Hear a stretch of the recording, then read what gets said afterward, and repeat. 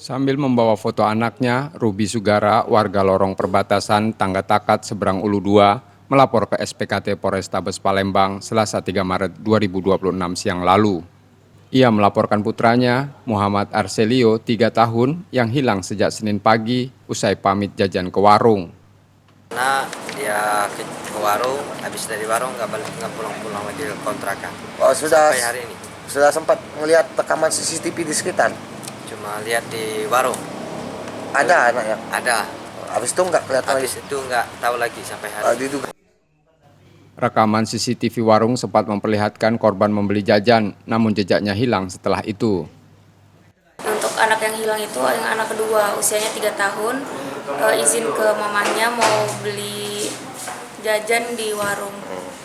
Jarak dari warung ke rumahnya sekitar 20 meter, tapi tidak kembali-kembali, dan setengah jam kemudian baru disadari dan dicari. Untuk penyebab hilangnya belum tahu, masih dalam tahap penyelidikan. Beberapa jam setelah laporan dibuat, korban ditemukan ibunya dalam kondisi meninggal dunia di bawah gorong-gorong jalan jembatan. Diduga korban terjatuh sepulang dari warung. Saat ditemukan tidak ada tanda kekerasan di tubuh korban. Jenazah balita tersebut kemudian dimakamkan di TPU Telaga Swida.